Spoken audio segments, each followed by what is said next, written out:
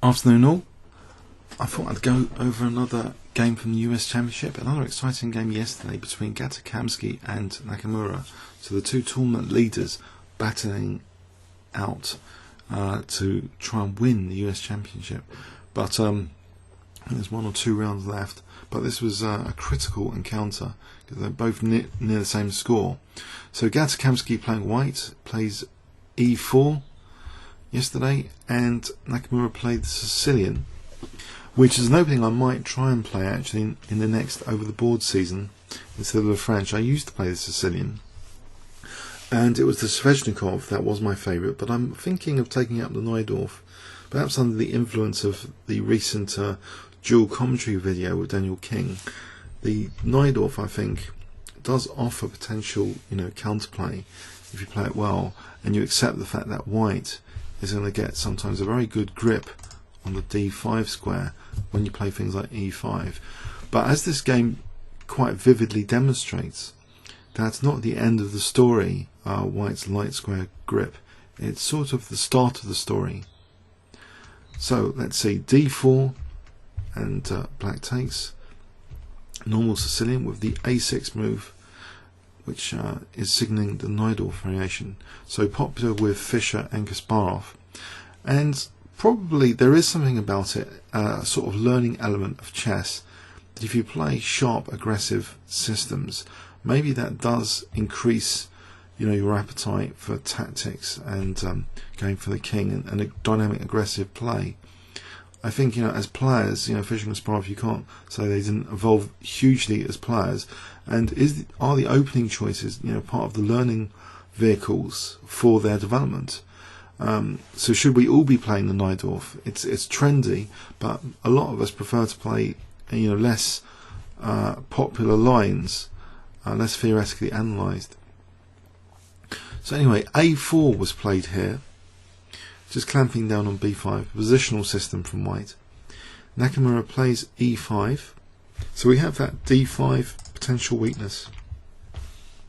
So the question is, how exploitable is that apparent weakness? After knight F3, bishop E7, and white already is eyeing and locking down again D5, so it's 4 pieces and pawns are kind of involved in locking down D5. So both sides castle, and now a challenge on that bishop with bishop E6. Okay, preparing to accept double pawns, no big deal. It's still the D5 square, as long as knight G5 is not to be worried about. That should be okay, and black would also be looking forward to some pressure on the F file potentially. So not taking bishop B3 and now knight C6 from Naka, which maybe has the idea that knight A5 or knight B4 will be useful, but knight A5 strategically significant to try and use this outpost square on the semi-open file later. A logical square in the Sicilian for black to use, because the Sicilian has peeled open that C file, and C4 is kind of the aggressive outpost square belonging to that C file. This next move seems entirely logical, bishop G5, part of white's strategy to sort of strengthen the grip on the D5 square. Now Naka plays knight A5 here. Okay, not worried about any bishop F6s. Bishop F6 is played without any prompting here. So that defender, that knight defender of D5 is increasing basically white's grip on D5.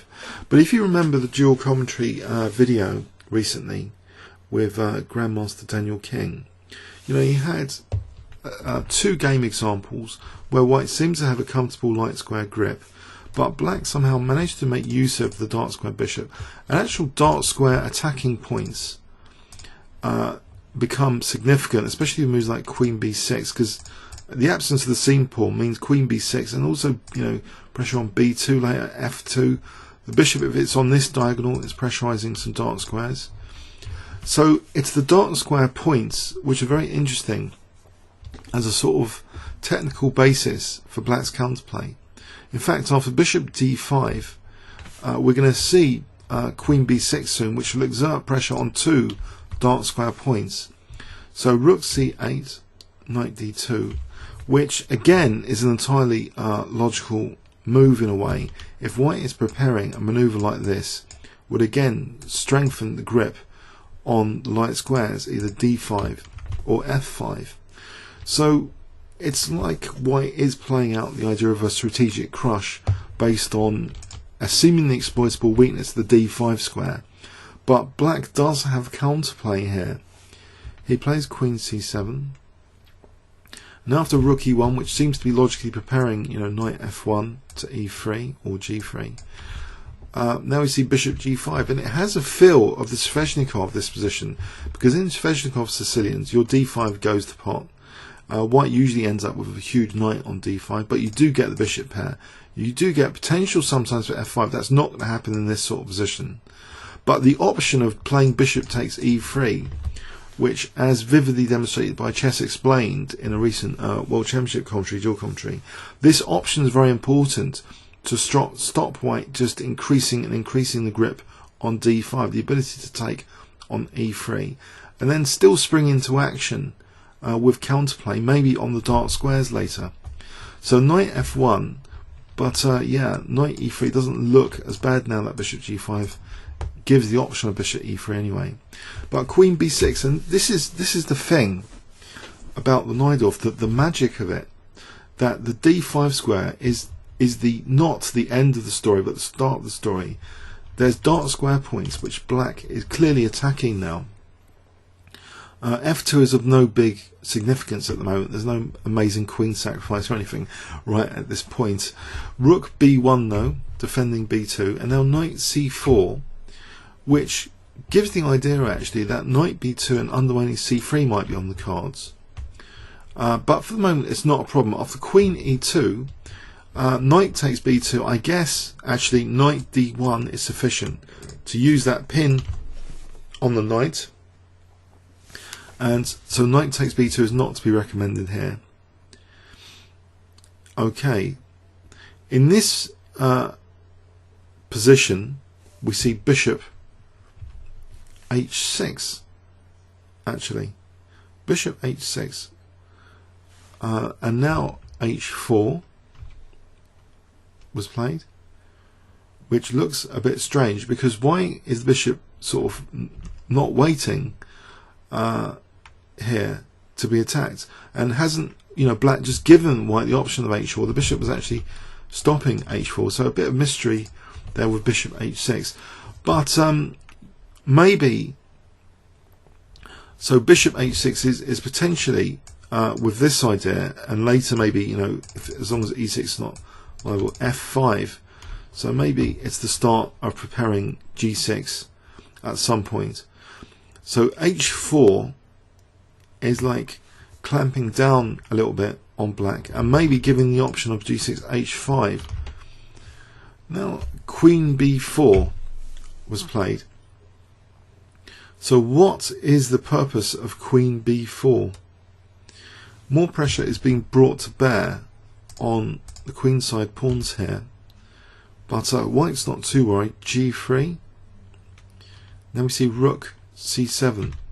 So it does look as though actually if black doubles rooks, then knight takes b2 will be crashing through. Knight d1, rook takes c2. So pressure's building up here. King g2. But now actually rook c8 is not played. Instead, another move which challenges the d5 occupation is played instead. Knight b6. And here it looks as though there's going to be a real fight at this point for that d5 square. White actually makes use of a seemingly ingenious pawn sacrifice. I've seen such a pawn sacrifice as the basis for a very instructive game in Irving Chernev's classic book, The Most Instructive Games of Chess Ever Played. It seems to have the same sort of ingredient here, that white is prepared to even sacrifice a pawn to reinforce domination of the d5 square. He plays actually bishop b3. So a seemingly ingenious pawn sacrifice. And the mechanism of it is actually, part of it is to chase away this defensive knight of d5. So black does take that pawn sacrifice, and now we see a5. So driving away a protector of d5. So how ingenious is this pawn sacrifice? Knight a4 was played, and now the knight bypasses e3 where it can be exchanged off. Instead it uses another ingenious route here, knight h2. So there might be knight g4 and then something like this, because knight g4 will be threatening quite a destructive bishop, doubling the pawns. So the bishop evacuates here potentially with g6 to answer knight g4 with bishop g7. But again, this route is being made available to d5. So this is what happens. So bishop goes back here, and now knight d5. So for the pawn sack, it seems white has achieved a major strategic goal. If you look at this bishop, I mean, is it that good? It's blocked in by its own pawn. But black has some counterplay nevertheless. Black is not totally dead in the water here. Even though white's got this iron grip on the light squares and d5 in particular. Rook c2 to queen e3. Now knight c5. And, if the queens are exchanged off here, then the knight's actually attacking a5. How is a5 defended? So it's not all rosy for white here. He plays an aggressive move, h5. And it looks as though there's going to be a terrible mate on the cards. If h6, then there's knight e7 checkmate here, just celebrating the use of that knight. So it's a dangerous position for black, indeed. Here Naka takes off the queens, and knight g takes e3. And you see this iron grip on d5.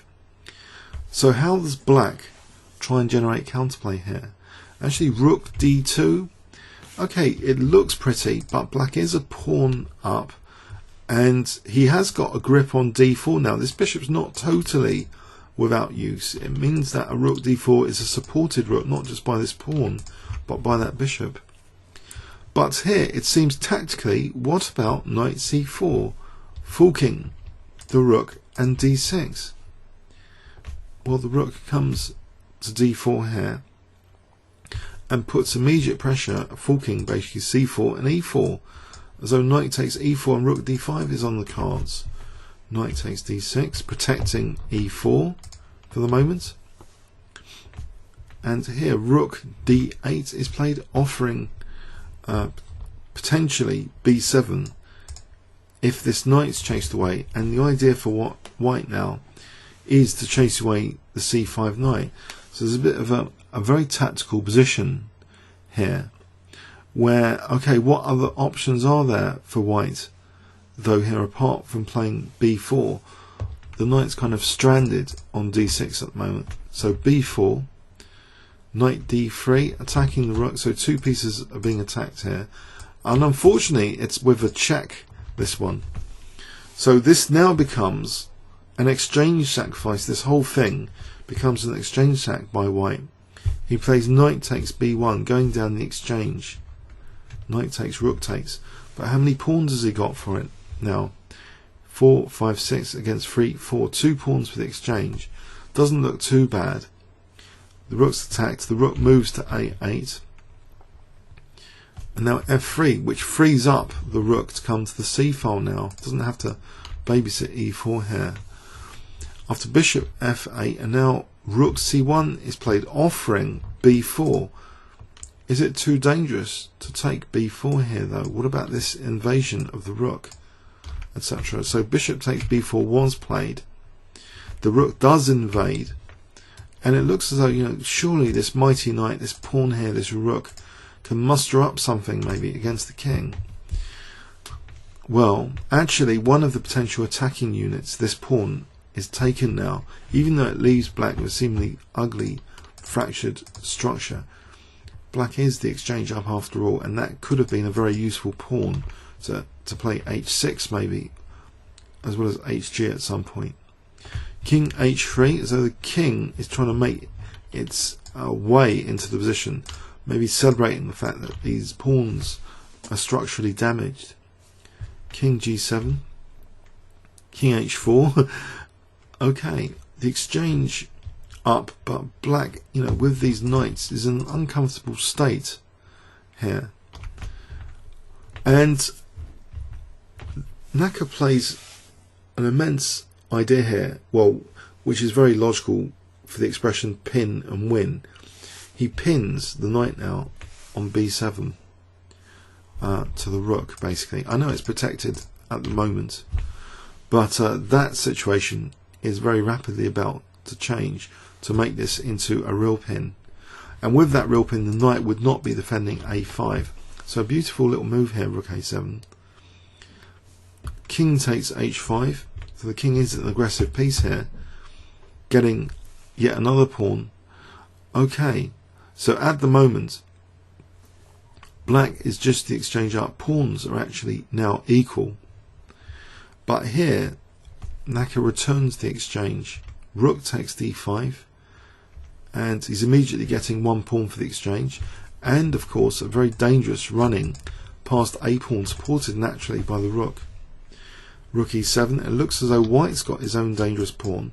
Unfortunately, this bishop is eyeing d8 here, and it keeps eyeing d8 with bishop b6, as well as making way now for the pawn to advance. d6, and it looks pretty bad now, because how does white simply stop this a pawn, a5, in this situation where now, black is only a pawn up, but his passed a pawn is perhaps more dangerous than this center pawn. So king g5, a4. Well, if there was any doubt now that this pawn's more dangerous, that's disappearing rapidly. How does white extricate himself from this? Because any d7, d8, there's just bishop takes d8. If knight takes, then rook takes e7. King f5 was played, and the pawn marches on. Knight d8. Okay, so here it would be a disaster to play takes. One assumes because of e8, queening. Naka ignores that. He just plays a2. He can get back in time. Takes d7, bishop b6. But there is a seemingly dangerous check which is used, but it's no big deal. King h6. Knight g5, and now black queens. And a token check, king g7. End of game. So a really dramatic Najdorf, and you can see that in the Najdorf. I think from this game, this is more evidence that a lot of people might be put off by the d5 square in the Najdorf when black plays e5, but it really is. It seems to be, from some of the videos we've seen on this channel recently, seems to be the beginning of the story, not the end of the story. Black still has counterplay. Let's have a look at this again. So the counterplay on the queen side, and the seemingly hopeless bishop is a character of the Najdorf, that this character can actually be the hero later. We saw in this game, the strange manoeuvring of this bishop, and then later how I think it was this route it became such a hero. Let's check that route out though. But that, as well as the d5 square, it's another symptom, because black has these pawns on dark squares having in that bishop, and the f6 knight is routinely eliminated to try and increase white's grip on d5 in this variation. So we see these two very strange kind of magical ingredients of the Najdorf, how this bishop can turn out to be the bit of magic black has at its disposal. Surprising, because it just seems so helpless for a large part of this game. But bishop h6, preparing to reroute it, and kind of giving white a fully, aesthetic position. White ingenious himself with a pawn sacrifice, dislodging this pressure on d5, keeping an iron grip with this pawn sacrifice on d5, which has been the basis of many classic instructive master games, because it's said sometimes that if you get a big knight on d5, your attack can often play itself. But here there was more to the position than that. Black wasn't getting routinely massacred on the king side just because white established a huge knight on d5. I mean, it was even with tempo, but black getting rid of the queens is a good safety idea, I guess, because with these knights hovering around the king and this pawn, you don't want the queen in on the attack as well. So knight c5, h5, queen's coming off, improves black's king safety prospects. And here, okay, so d6 and b7, natural targets, because this bishop has been quite adventurous, and it's not on its usual square. d6 is vulnerable, but black demonstrates counterplay somehow, goes into a tactical fire on board here, this position, after knight takes d6. So this is all initiated with this rook d2, just positively inviting this knight d6 idea. So b4, knight d3. So we get a dynamic position where black is the exchange up, but white has these potentially menacing pawns, it seems, at this point, and an iron grip on d5. So a very, very interesting position. So f3. Now this bishop again wriggling. So it wasn't like this, it was like bishop f8. So this bishop is becoming a hero eventually in this game. But you know, one of the reasons actually I gave up the Sveshnikov with these, I was fed up with huge knights on d5. But maybe, you know, the very important property of chess is that if you want to get something, you have to often give something.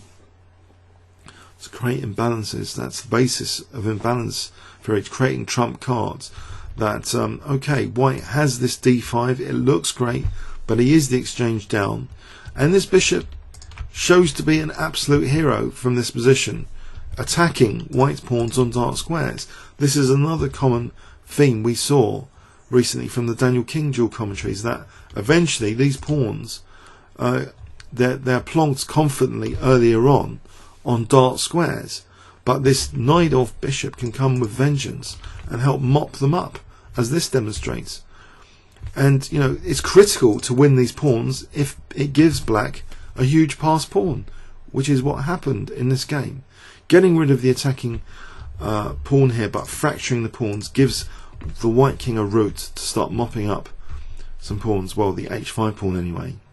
But here, a very well timed counter exchange sack to win a5, giving black the superior passed pawn, it seems here. I'm not going to do extensive engine analysis on this game. It's just, it's another magical Najdorf game where, you know, how does black get away with seemingly murder to allow white such a pretty position with d5 and such a seemingly hopeless bishop, and for later for the bishop to be a hero, to win some key pawns, and to give black a winning trump card. It's almost magical, but this is what occurred, because, you know, d5 wasn't a permanent fixture. With an exchange sack, it was removed, so emphasizing black's elements to the position. So here, black queening, and it's the end of the game. A fantastic game. So again, evidence that in human-to-human games, you know, the Najdorf d5 weakness in the e5 structure, you know, is the start of the story, not the end of the story. Comments or questions on YouTube. Thanks very much.